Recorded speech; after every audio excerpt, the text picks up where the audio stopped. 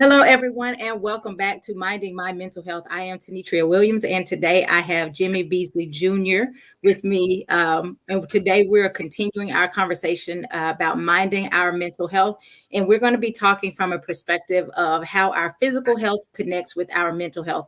So you all know what I want you to do if you're watching. Hashtag live to let us know where you're watching from. And also hashtag replay if you are watching the replay. Share this video. If you have comments or questions, put them in there so we can ask Jimmy.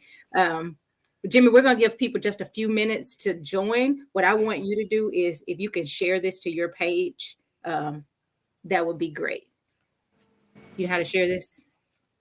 No. Okay. It's all good. We're going to give people just a few minutes to join because we started a little late. So thank you for joining, Jimmy. I appreciate you. No problem. Thanks for having me. Yeah. Jim was like, yeah, I don't know how to do that.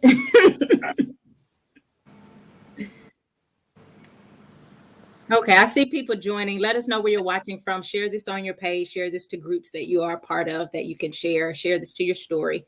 We're not going to be before you long. I actually have a flight to catch later on this evening, so I still have to finish packing and all that good stuff. So we're going to go ahead and get started.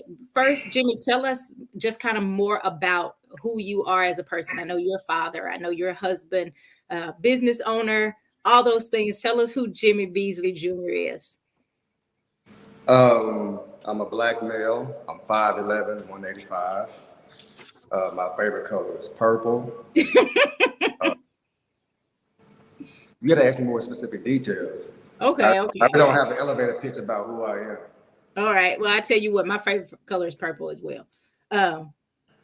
So the things that we know that you are a trainer. How long have you been doing training? Probably since 2012-ish. Okay. What led you on that journey to start training? And then I want to hear more about your personal fitness journey. It's trying to figure my life out, and I spent about 15 years in corporate and various roles, and it really didn't feel like I was being fully myself and exploring different fields. I felt like with my background and stuff that I was going to probably go into coaching, or that didn't really pan out. But when I say it didn't pan out, that really wasn't for me. I was always in the gym working out, so might as well try this out. And it became something I got on my tool belt. So when you say given my background, what is your background that led you into that field? I mean, from a fitness perspective, I mean, I've probably been in the space since I was born, for the most part. My mom works out 6-7 days a week, nonstop. Your mom is fine, by the way. Oh, thank you. So that's all I ever known. Like, even after she retired, she has that same consistency. So it's been like it's their environment. So I've always been in it, played sports. So physical activity is something that's always been a part of my life. Okay. So when did you get really serious about your health? Was there ever like a big event, or was it just, hey, this is how I live because of the way my mom raised me? I think it's to be honest with you, I think it's more about I've always been serious about my health from day one, from the time I was born. Now what happens is you get exposed to different things, and it gets more visible. So you graduate how you approach it, but relatively speaking, it's always been important. Well, I can't say the same thing is true about me, but I appreciate that dedication of lifelong caring about your body and all of that. Well, no, it is. It is relative. So you did what you thought was important that kept you in a healthy space. So it's relative. Don't get distracted by what you see on TV and stuff. It's relative. You did what you thought was the right thing, and you just kept going. True. So I have these questions prepared. You and I have already talked, and you were talking about some of the questions that I had prepared, right? And so I want to go through some of these questions, but we just want to have this conversation to be real, natural, organic. A lot of the people I'm a part of, Pastor Shaw's inner circle, and she mentions your name sometimes, and the mention of your name, people go, "Ooh, Jimmy." Good, they better be scared. I like that. So people are anticipating and looking forward to this interview. So let's get into it. The first one was you said something to a group of people I happened to be around. This was years ago, and you probably don't remember it. You said the best workout is actually one that you will do consistently, as opposed to the specific details of the workout. So tell me more about how important consistency is when it comes to our physical health. I mean, I like this conversations around physical health, but consistency, everybody's consistent. Everybody's disciplined. And they're disciplined and they're consistent at what they prioritize and they deem is important to them. So, I mean, to say it's just kind of hard to even answer that question because I don't want to stay in the lane of health, because in my mind, I think everything is health. Everything is fitness. If you're breathing, it's health and fitness. Now, just how you define it, it might be narrow-minded, but when you really think about the word health and fitness, that's essential. That's day one. Like it never leaves. It stays with you. So I think everybody's consistent. It's just that maybe they're not applying. They're not listening. And not saying the people, it's about listening to what I say. I think the body's always talking to you. I'm saying body because God created the body. God put his DNA, everything into the body. When he created you, he also put a phone line in that joke. So he's always talking to you, but we just don't listen. So tell us some ways that people may start to recognize that their body is talking to them. Say it again. What are some ways that people may start to recognize that's my body talking to me? All right, so I'm gonna answer this in a real practical manner. Child, I'm tired. These stairs are killing me. The body's talking to you. Or you may feel lethargic. I mean, anything that you feel, that's communication. So if you're feeling depressed, that's communication. Any feeling, any emotion is like a red flag. Pay attention to what I'm trying to say. Don't just leave it as a feeling. Don't leave it as an emotion. Think about it being a red flag, like a kid in the classroom raising and saying, hey, I'm trying to tell you something. Stop, pause, and pay attention to what's going on and why you're feeling that way.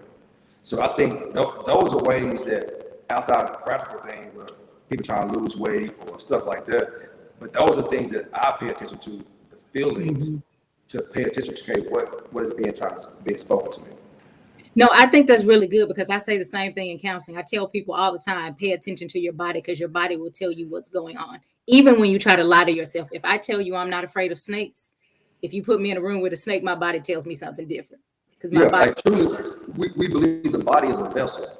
Everybody says it. You really believe it. Everything that you feel from your soul, anything that comes from the spirit, it manifests itself through the body. The body is the thing that brings those things to life. It's the selective permeable element that allows things in and out. So whatever that comes out of you, that was producing those other areas. Like it speaks out to whatever you're feeling or whatever you're being communicated, whatever you're digesting. Man, it speaks out to what inside comes out. Yeah, I agree. Tell me what mindsets you would say that most people have that keep them from prioritizing their physical health. Man, it's really tough to speak for everybody, because everybody gets to that point differently. So I don't want to attempt to try to speak in general, because some people think they cool where they is. Like, so that even the general mindset, a lot of people, I think they straight. They cool exactly where they are, and it's news to them that you telling them that you know what I mean? So what do you say to that person who you can look at and you can see maybe they are making those comments like, "Woo, child, I'm tired all the time," or they're saying, "I need to lose this weight," or I feel drained, I feel sluggish, but they say, "I'm healthy, I'm good." What would you say to that person? Nothing. If they asked you, what would you say to that person? Well, that's different. If you open the door, I'm gonna walk through. Right. So we opening the door today. The door is wide open. All right. So I mean, basically goes back to priorities. and you have the right priorities and the things that's really important to you is in front of you, you're gonna move different. Period. You're gonna move different. Anything, the place that you are now, whatever state you're in, you prioritize something, whether it was intentionally or unintentionally, you prioritize it, and you were victorious in it. Like things we don't realize, something in a practical sense. You think about the human body, right? And someone that's gaining a bunch of weight. You told the body that consuming a bunch of food, sitting on my tail, is how we want it. That's the game we're playing. The body said, Craig, I'm gonna be victorious at this, so I'm gonna expand. The body ain't built to lose. The body is built to win. So you define winning. The body said, okay, I'm gonna be great at this. I'm gonna be 600 pounds. You know what I mean? Because that's what we're doing. I'm gonna be great at this. Once you define what great is and what winning is for the body, you're gonna move that way. Oh, that's a really good perspective. The body is actually whatever you train it to do, that's what it's going to do and try to win at that. It was built by a winner. It does not know how to lose. So whatever you define winning is, it's going to win at that. Now, whether you're intentional about it or unintentional about it, that's your problem. The body heard this, we going hard this way, we're going to be victorious, period. So if someone says, I want to be healthier. I want to be where I could go upstairs and I can move around and play with my kids. What would be a good start for them? To do the thing that they said they want to do. Okay, share more. Talk more. There's really nothing more to say about that. If you say that's what you want, then do it. So since you're not doing it, you just saying it because it sounds good. You know, that ain't what you really want. People do what they want to do. You're a therapist. People do what they want to do, whether it's intentional or not. That's what they want to do. You really don't want to get up and go down the stairs and play with your kids like that. You cool with watching the soaps, whatever's on TV, or chilling, scrolling on your phone. That ain't what you really want to do, because if it's really what you want to do, you would have done it. Okay. So no, I agree. I'm not disagreeing at all. What I would say is, how do you get someone to get out of their own way? Like I'm saying, no, I really do want to lose weight, but I'm not taking care of myself. I really do want to get whatever. I'm not making that step. What is something you could say that would get them to recognize there is something like I'm not a helpless victim in this situation. Right. But it goes back to you saying they wanting. They wanting. That's the problem. You're wanting. Anything that you deem as important, anything you deem as a priority, anything that you deem as a need, you make happen. You're wanting. Cool. It's designer. I can't, I've been fine with it. You don't think it's that serious. Anything in your life you deem is that serious, you do it. You need money, you go to work every day, whether you feel like it, you don't feel like it, you do it. You don't even like your kids, but you make sure they clothes, dress, get up and eat, go to school. You know what I'm saying? Because you deem it as important. You don't think you're important. So you want to. It's casual. I can't, it's seasonal. And everybody around you probably thinking the same way, so your environment is winning. So you cool with it. And just say you cool with it. And you don't want to deal with the fact that you really are cool with it. Because whatever really pisses you off, you do something about it. Okay, so I know y'all hearing this. Tell me what y'all feeling. Tell me what y'all thinking. Because what I heard, and you can correct me if I'm wrong, what I just heard was when it becomes important to you, you don't have to have somebody to tell you something. You will find a way to get it done. And okay, go ahead. And so once you decide that you want to get it done, it's simple. Don't overthink it. Stop watching YouTube and people working out, this and that. Go walk up and down the street. Sit up, get up and out the chair. Do something on the floor. You don't have to do stuff you see everybody else doing. You don't have to take all the supplements and figure out what to eat. Man, you know what to eat. You don't act, I don't know what I should eat. Stop eating so much. You know these stuff. People act like they don't know. You know you stop eating McDonald's or eating out all the time, or you eating too much. You know this. Stop acting like you don't. You know, it doesn't take that much details. So I'm saying is, it's very simple. The hard part is actually being consistent.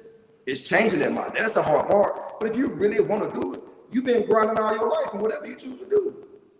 You've been grinding. Everybody does. Everybody go hard at something. But you thought that was important. I'm trying to tell you, listen, I'm being very clear, but I'm getting right into this camera. Listen, people think health is optional. They think it's casual, it's designer, it's seasonal, it's in, it's out. Oh, I'm gonna get ready for the summer. Why don't you get ready for your life? Why you want to get ready for the summer? So talk about the mindset that you have that seems to be different from a lot of people. What is your mindset? We want to take us on the journey of Jimmy's mindset that makes you say, it's not just so I can look good on the beach. It's actually so I can live long. Because it's not physical. It's not just a physical thing. It's a commandment. It's a principle. I'm in charge. This is my life.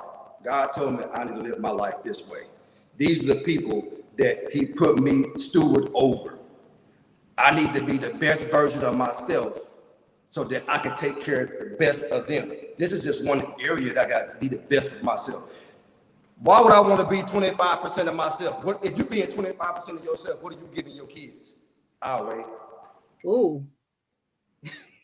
You can't give them 100. You ain't even right. That. So if you operating at 20%, Tenitra, how much is your daughter getting? But you care about her though, right? Absolutely. But if you at 20, therapist, how much your daughter get? Clearly not 20, because that would be me at max capacity. Because you gotta keep some for yourself. So she might be getting 5%, but you love her though. But somebody just put in the comments, you make them scared to eat in public. So here's what I would say to that, Nate. It's not about what you're eating in public. It's probably more of what you're eating in private, because what you eat in public, we're seeing very little bit of that. Everybody can put on the show. We all good at putting on the show with the right people around. When nobody's around, when nobody's looking, what you doing? Yeah. And this ain't about, we're talking about consistency. We're not talking about perfection. We're talking about consistency. You know what I mean? So you're gonna have these ups and downs, but it should be extending ups and downs. It shouldn't be just going down and staying down and being cool with being down. I mean, whatever it is that you want in your life, I don't care what you say.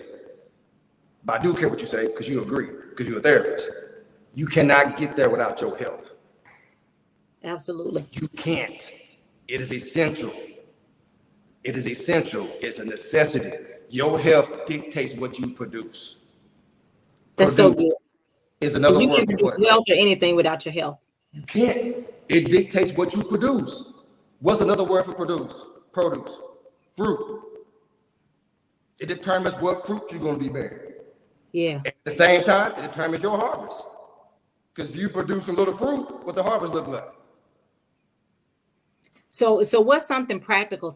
Because obviously I'm coming from this mental health perspective, but one of the things I've seen, I tell people all the time when they're dealing with depression, anxiety, a lot of that, I'm like, move your body. Like there's a connection between our physical health and our mental health. And I don't claim to be a fitness guru, but I do know that if I'm feeling down, if I go outside and I walk and I jog and I release those endorphins and get certain chemicals flowing in my body, I respond and I feel differently. Have you seen anyone come through struggling with like, I'm so down, I'm so depressed, and start to see? Tell us some stories about those lives you've seen change in that way. Go ahead. I don't have to look far. I'm just gonna raise my own hand.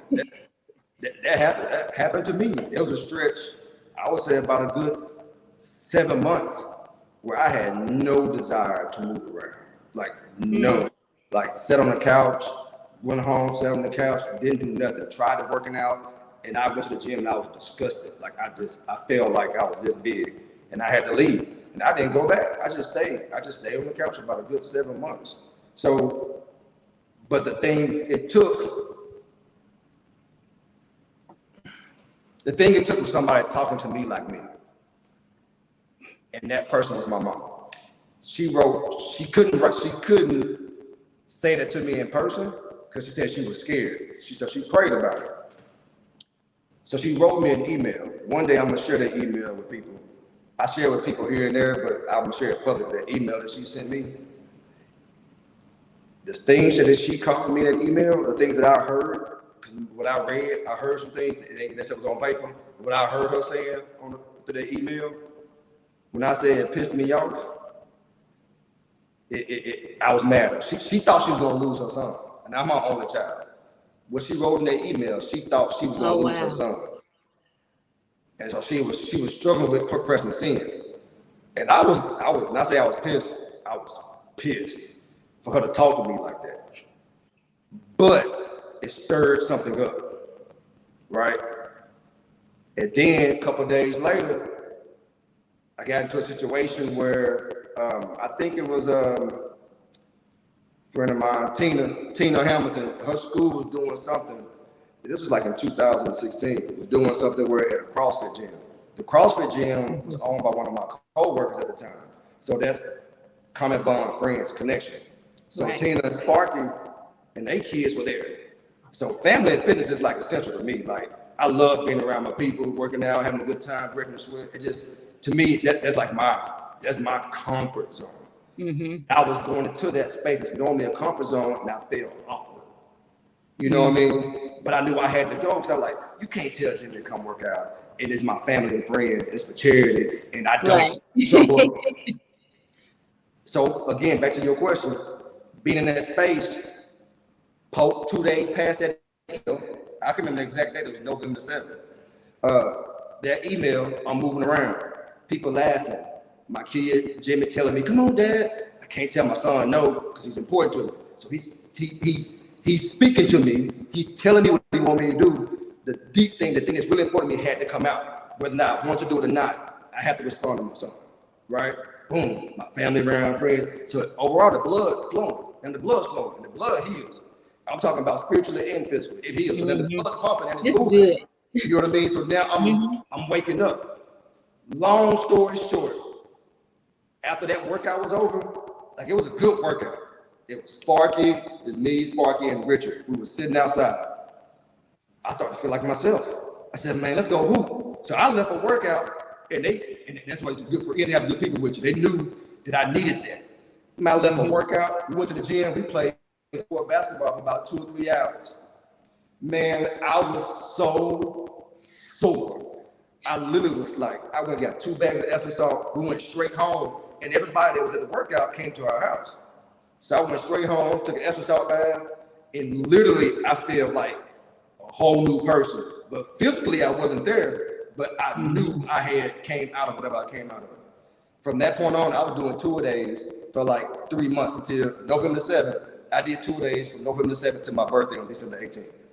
Because I had to get back, and from that point on, I haven't looked back since. But what it did was it let me recognize the signs. Because I spent a lot of time. That's 7 months. I spent a lot of time because I ask questions. I question God. People say you shouldn't question God. I question God. God told me to. He said you won't know. Ask. So I keep asking. I talk to God like I'm talking to you. So I'm this whole 7 months. I'm asking, what did I do wrong? What's wrong? First of all, the first 3 or 4 months, I was blaming everybody else but myself. So it took 5, 6 months for me to recognize, start looking at myself. But I started asking these questions, so a lot of things got refilled. And I would say, even to this day, I'm still eating off of that time period because it's always like I look at my life, I watch like this game film. I always look back to understand where I'm at today. So it's just in short, yes, working out, physically moving, have got the blood flowing, but it also got my brain moving different, thinking different, responding to my environment, and it helped me come out of this place. But I'm not gonna ever stop moving though, because I saw that was a key. If you're going down, you have to like press pause and come. You have to fight. Every moment in your life, we're built to be warriors. You have to fight anything you come across. Like you feel yourself going down, stop. Like attack it. Don't just let it just push you down. Don't let bad thoughts or negative thoughts get you keep going down. You have to press stop and turn around and knuckle up and fight back at that moment to let you know you're still there. You should never let your guard down. Even the Bible says you should never let your guard down. Stay on your toes, keep fighting. So you can never let your guard down. You just gotta be aware and just keep fighting and be cool with the fighting. I like that.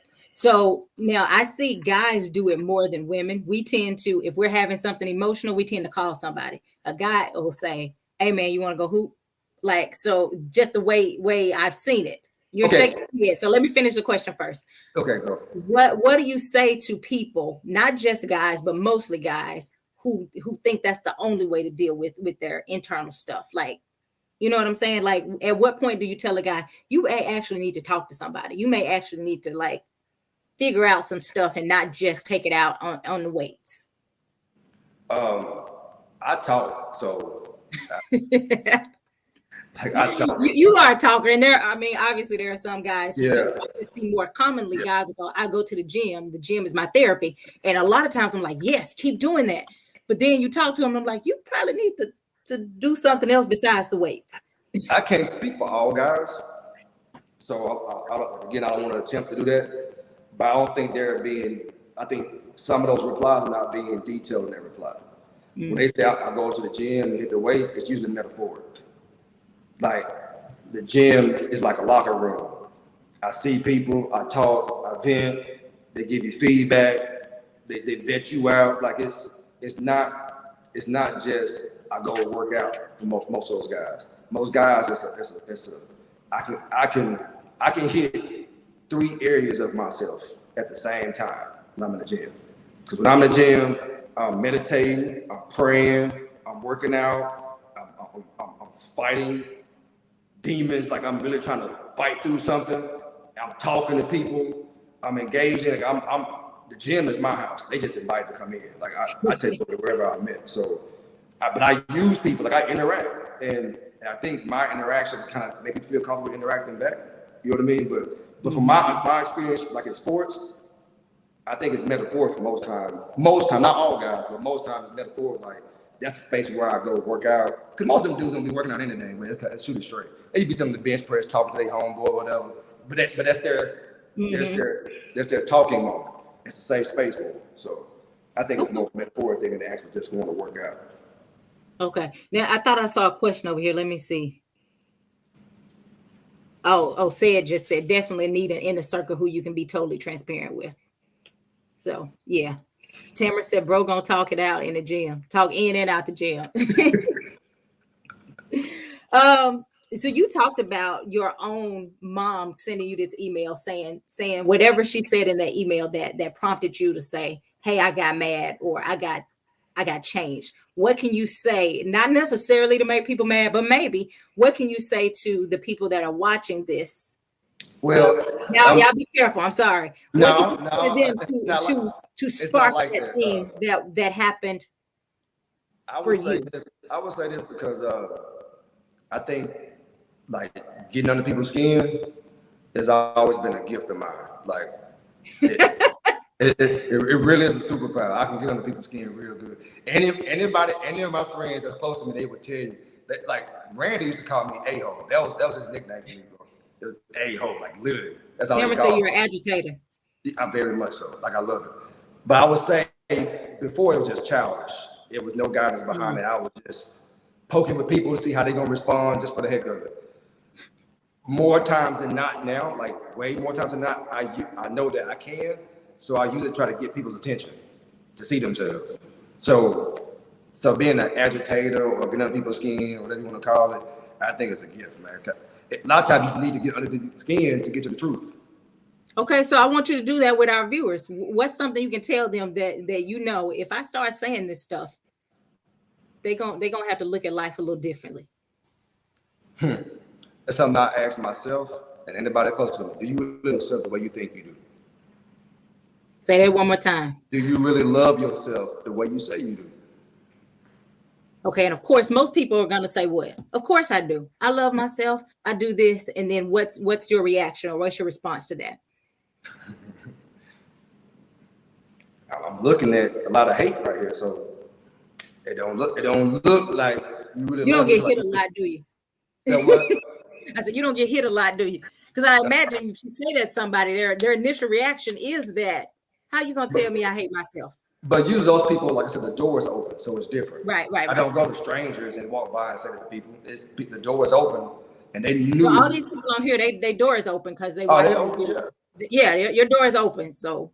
But that's how you say. I see hate. What's the sign that you see hate with someone? I mean, 9 times out of 10, the people on this call come here looking for answers.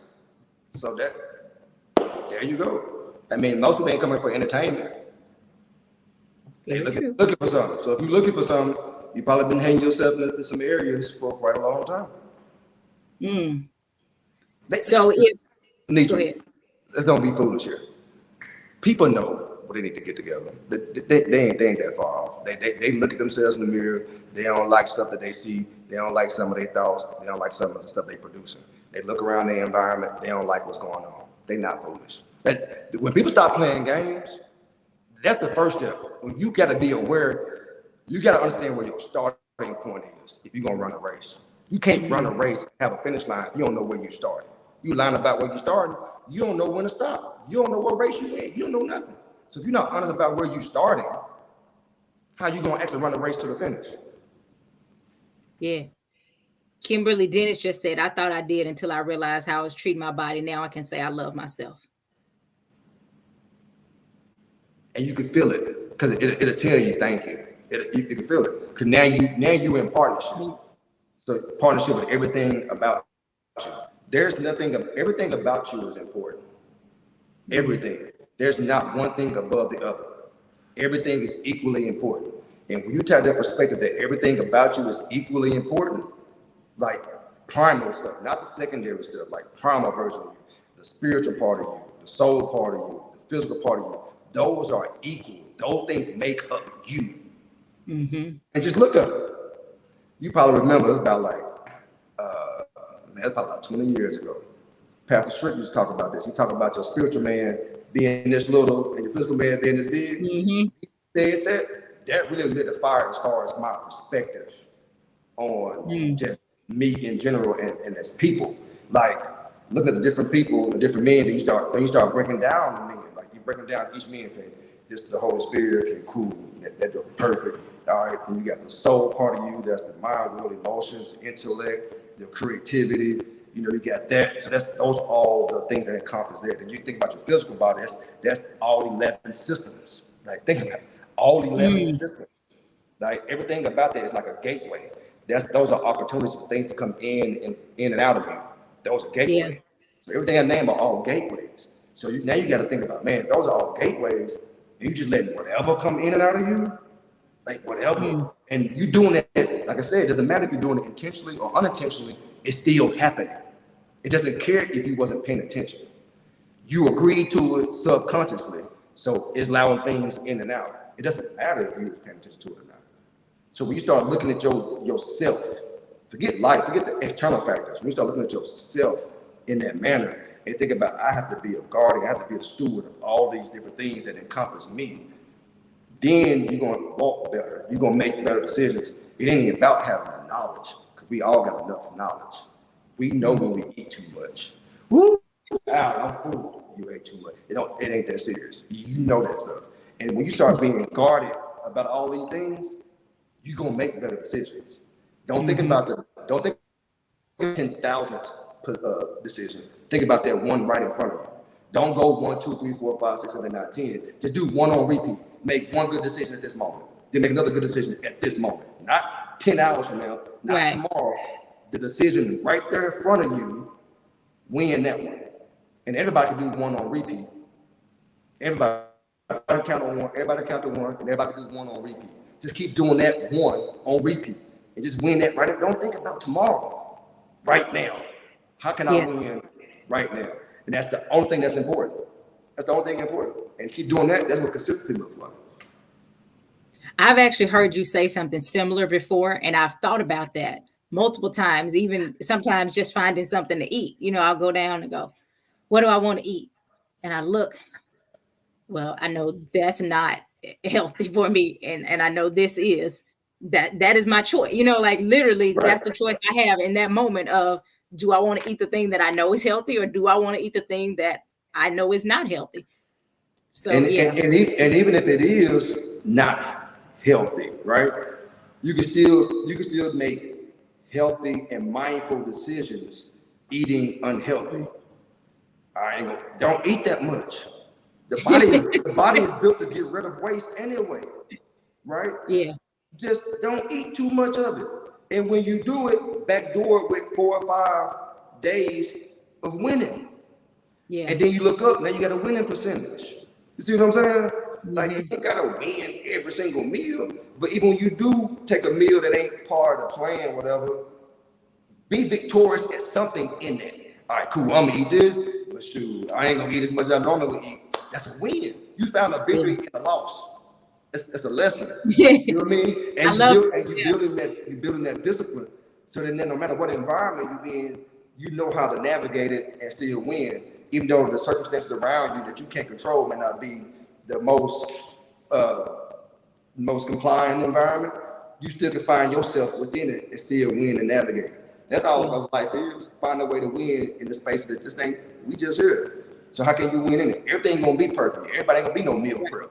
You ain't gonna have no 35 meals every week. Man, you ain't gonna, come on, man. Some people do, but that's their life. They built that. If you struggle with that, then you're doing too much. You need to win the one right in front of you. Learn. Stop eating so much. If the food is your problem, just stop eating so much. Everybody put that in the comments. Stop eating so much. I mean, no, but I really like it because you're making it really very simple. If you want to move, get up and move. If you want to eat right, make better decisions. Just the next decision, make sure the next decision or the one that's right in front of you, make those decisions. And if you struggle with that, be still and ask why. And then when you figure out why, attack it. That's the first step. Like, okay, I don't feel like doing it. Why I don't? Maybe because I don't know something. Then do something to attack that. That's still a building block. Because now you instead of doing something like for us working out, what you're doing is you're removing distractions. Removing distractions create capacity for you to do the thing you really want to do. So both of those still work for you. You know what I mean? Both of those still moving towards what you want. Sometimes you need to work, sometimes you need to play offense and go score. Other times you need to play defense and remove distractions. But they're all part of your team. You still need it. You know what I mean? For people that struggle with food, let me tell you this. We people, God made us. We're the most energy efficient thing on the planet. Energy efficient means what? We can produce a lot with very little. Hold on to that. Stop eating so much. Well, I guess you just told us. You ain't supposed to be laughing. You're a therapist. You're supposed to be there calm. I'm not getting my therapy dollars right now. Dude said, do it with a little, do a lot with that. We're built for that. We're built for that. We're built. I mean, make it plain and simple. At the worst case scenario, you can go 40 days without no food. So what's one day? This is true. This is very true. Somebody said the simplicity is needed. Yeah. All right. So I have a question, and we kind of talked about this question a little bit when we were talking before. You were years ago a college athlete. Was there anything you learned in the process that helped you to develop, I guess, consistency, discipline? And if I know what your answer was, you said that's just who I was. It didn't have to do with the fact that I was a college athlete. But I know I've heard people say things like, I didn't have structure, and athletics helped me develop that structure. I didn't have the discipline, and being a part of this team or whatever helped me to develop that. How did athletics play a part in your life as far as the discipline aspect? It nurtured, it nurtured what was already there. So it was a different level, and it nurtured the thing that was already in you. I will say this: there's a lot of people that play sports or sports. They're in the same seat you in right now, looking at the video, asking questions. Ain't no surefire, like plenty of it. So there ain't no surefire. Oh, you play because you got the advantage. Matter of fact, for my college athletes, when I talk to them, my teammates, that's a whole different conversation I have with them. It's off screen. We can't have that conversation on your screen. That's a whole different. They know it too. That's a whole different thing I got for them. But that's not a surefire thing. Whatever's in you is what's going to come out of you until you decide to do something different. Period. Okay, so let me ask this. What would you say to the parent who says, I want to get my child in sports so they can learn some discipline? And they put their child in sports, and the child is out there wasting a lot of time and money. What are some things that parents can do to start instilling that value for movement and for that discipline aspect in kids who don't seem to show that? It starts at home. So the problem was, one, you're trying to push off your responsibility to somebody else to do it for you. That's only 1 hour a day, maybe a couple of days. You just bring guns to the interview, huh? Right. I'm just saying, it's 168 hours a week. Practice might only be 2 days a week for an hour, hour and a half. That's what, 2 hours, 3 hours, and 168 hours in a week. So you think that 2-3 hours a week going to get your child disciplined, but they spend more time with you. That's real.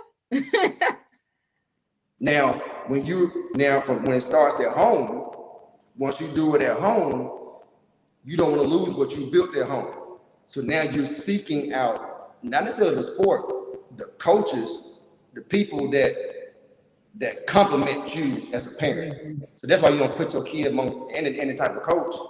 You know what I'm saying? Because they're aligning with your parenting, right? They don't have the same values as you do. I'm gonna give them a count. That's one thing I value about Sid, is that Sid is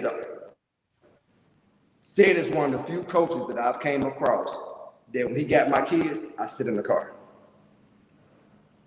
Why is that? What did you see? It's alignment, common bond, common principles. I feel like he's an extension of me.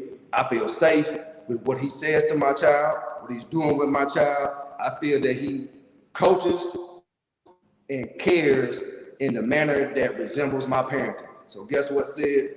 I'm paying you, you handle your business, I'm sitting in the car. Most of the time, 99.98% of the time, I will be right there. Because I'm not passing on my kids. They my responsibility, ain't their responsibility, my responsibility. But Sid, yeah, but I'm being the car man playing on my phone or something. He got it. Okay, so obviously you already knew him, but I'm sure you did some kind of vetting too with the way he was with the kids and all of that, right? What do you say to the parent who is already, they just signed their kid up and then they look up and they're like, I don't even like the way this guy is coaching my kid. Don't do it. Yeah. You need to be vetting them out. Like listen, it's not rude to vet people out. It's part of life. Like you need to be vetting out and figuring out who they are, figuring out the common bonds, where your mind is at. Like you need to be vetting everybody out. And you can either do it before you sign them up, you can do it even during the process. But don't just hand over, just hand them over. Like even when I do, okay, that's maybe level one. And I'm seeing what you look like in the moment. You make it tell me anything in front of my face. Right. Let me see, like when the lights come on, how you react. Oh, okay, I can't fool with you. I'm gonna throw up the deuces. And we're gonna move on somewhere else because I only got one shot with my kids. You know what I mean? So I gotta find the right people to help me do my assignment. Not their assignment, my assignment. God ain't gonna go to nobody else and ask them about Jimmy Lee Beaslley Jr. kids. He gonna come and ask me. So he gave it to me to go figure out who helps me do my assignment.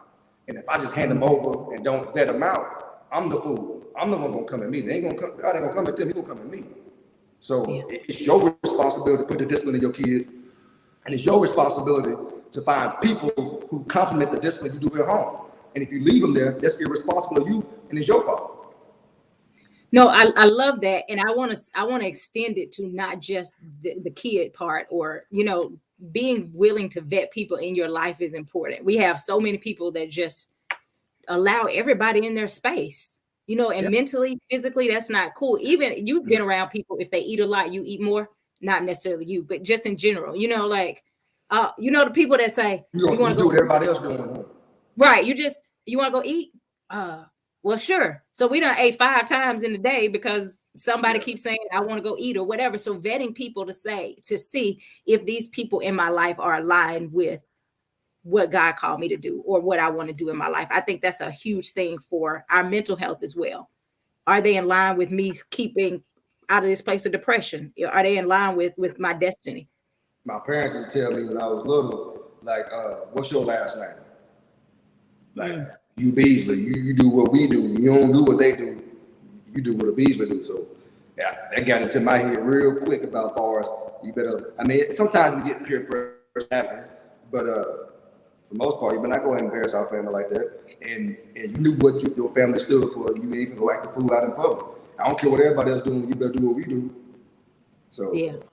which I think is in line with what you talked about earlier. When kids see their parents being active, they're going to do that. When they see us making healthier choices, just So naturally. I remember you said that earlier. So back to that piece, they kids, right? Mm-hmm. They kids. They're kids. Yeah, you can talk to me. We can have a conversation, but you're gonna do what I do regardless. Like, cause you're my responsibility, and I'm gonna explain to you why it's important. I ain't gonna just be a dictator. I'm gonna explain to you why it's important. I'm gonna teach you, being the right. You take that that little smirk off your face or the front. This is what we do. Like, and when they see that over time, kids respond to consistency too now. Over time, they understand that's what they expect, and they like program, they like the system. And now it's your responsibility. How can I keep my kids engaged in it? Because all the times, sometimes I tell my kids, sometimes look, it ain't gonna be fun today. Like it is what it is. You're gonna have to learn how to eat this with no seasoning on it. Like it's just what it is. So you gotta deal with it. But most times I'm trying to make them having fun, teaching them about there's more ways to do it. Because I want my kids to live. I want my kids to understand how important this area is, as well as other areas. Reason why I say this area, because if you look around you, it shows you how it's not valued. And you're already gifted, you're already special. Continue to be an outlier in everything. Be a light in every area. Don't just, I'm gonna be a light over here and then turn this off, like whatever, I don't care what happens. No, be a light in every area. That's why I got on the yellow, so I can be a light while I'm on the screen. I like that. Like, we're gonna talk about your clothing line too. Tell me, what are some things, or what are some, I guess, excuses or mindsets, however you want to describe it, that you hear from your clients often that you have to challenge?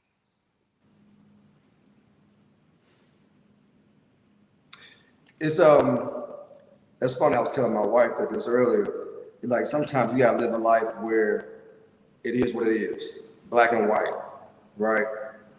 But you also gotta sprinkle in some empathy, like, cause I mean, there are legitimate excuses out here. There are legitimate reasons why not. So you can't be out here belittling why people can't or don't, which I don't do. What I do is I deal in truth. Yes, I understand why this, I get it. I don't even say but, I get it. The thing is, just you telling me what you feel, that's a red flag, remember? Tell me what you feel, this and that. But what's the truth is? What's the truth? That's gonna be consistent no matter what. So I really try to operate with them, thinking about themselves and their decisions or whatever happened in terms of truth. Not I feel, or you just let the world push you around and dictate how you live your life. You know what I mean? And if the world is winning, if your environment is winning, your inner circle is winning and pushing you in places and ways that you don't want to be pushed, it still goes right back to you. What decisions are you making? So you got to make decisions on that area. So if instead of those same excuses are coming up, all time out, go regroup and reevaluate what's going on, because you said the same excuse 38 times in a row. Like, when you gonna call time out to be like, okay, this is the last time it's gonna be an excuse. Like, it's just resetting, course correcting. It's never gonna be a straight line, but you always got to course correct. Remember I told you about the ascending? Yeah. Like, you're gonna have ups and downs as long as you keep going up. So I think what I'm hearing is, if I keep saying I just don't have enough time, if I keep saying I just don't know what to eat, I just whatever. If you keep saying that, I believe you. Because what I'm hearing is you don't want to, you don't think you need to, and you just saying that because it sounds good. Because it does sound good, right? How often do you get a group of people say, girl, who I really want to get in shape? Girl, I do, girl, man. Woo-wee. But that steak sure looking good. I'm gonna eat that to me too, girl. A whole bunch of Me Too's out here. Like, who gonna press pause and do something different? You don't want to. And just say that.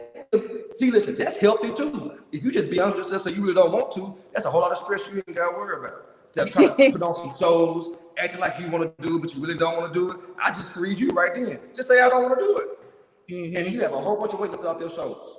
Just right there. Yeah. But see, people don't want to go and pull admit that they don't care about So themselves. again, what Yeah, most people don't want to do that. They don't want to. What I heard from you is be honest with yourself. If you want to do it,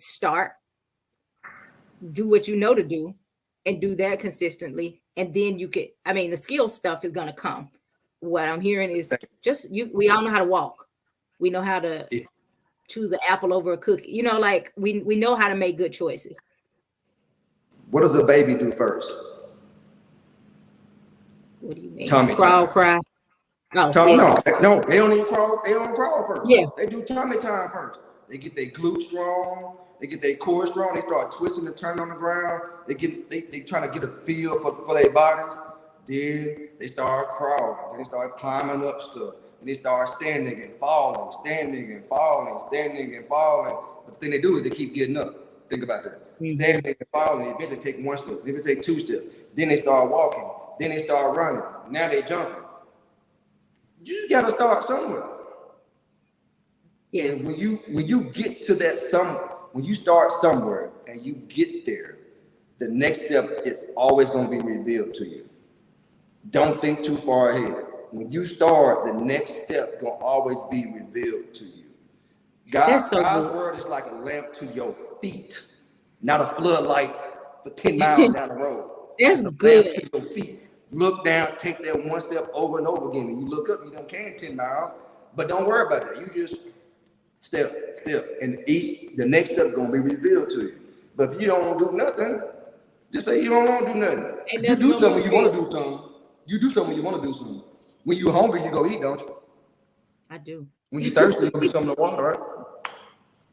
Yeah. You don't think it's that important. Just say it's not that important. And that's fine too. I would not try to change your mind if you say it's not that important. I'm going to dap you up. I'm like, all right, Dan, that's cool. So I appreciate you coming, and I say the same thing for physical health and mental health. You have to prioritize it. If you don't, it just does what it does.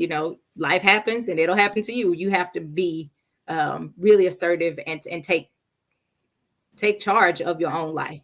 So I appreciate you coming. Y'all got any questions for Jimmy before we go? I do want you to share about your clothing line, whatever else you have going. I know you guys have like a fashion show or something coming up. Yes. So what's going on with you? Yeah, so this weekend, we're involved in the Designer's Choice Fashion Preview with some excellent designers. And we've been blessed to be one of the designers it's going to be on the stage, ripping the runway. That's going to be pretty cool. So yeah, I'm really excited about that. Okay. If you guys have not checked out Jimmy's clothing, Be Easy. I have an outfit. Brielle has, I think, 2 of them. We want some more. We're going to be hitting you up for more. I really like the line for several reasons. I like it because it looks good. I also like to support people I know who are doing good things and making a positive difference in our community. So I appreciate you. If you guys haven't checked that out, you can check is it beeasy.com? Yes, and the clothes talk to you too. So if you can't hear my voice, you buy the clothes, you can read it. I make sure I put a script on there to always remind you to get your mind right and exist in your gift. So the clothes, it's not just a clothing line, it's an extension of what you just heard. It's there to speak to you and be a reminder. Oh no, I saw the whole little paragraph on my hood where I was like, wait, what is this? I'm like, we got a little extra something here. So yeah, no, I appreciate it. Y'all check it out. You guys know I'm doing an All My Feelings workshop for kids. So if you have kids, get them registered. It is a workshop teaching kids how to identify their feelings, verbalize their feelings in a healthy way. That's on my website. On my page. You can find it. I'll put it in the chat as well. Sign your kids up. Is only $20. I have it for ages 7 to 16. There are different age groups, so you can decide which date your child needs to be signed up. Again, sign your kids up. I think that's really important. If you need some coaching, some counseling, hit me up. If you need to get your body right, your mind right, hit Jimmy up. Are you still taking like individual clients? No. Okay. Don't hit Jimmy up. Hit Jimmy up and find out somebody else. Talk to people though. I do have conversations with them, but I'm not really training everybody right now. Okay. Well, he's not training people, but he may be able to point you in the right direction of some good trainers that can help you. So ultimately what we want to do is to influence you, to motivate you to get up and do something for your body, for your health, for your mind, and live your best life because you deserve it. Right.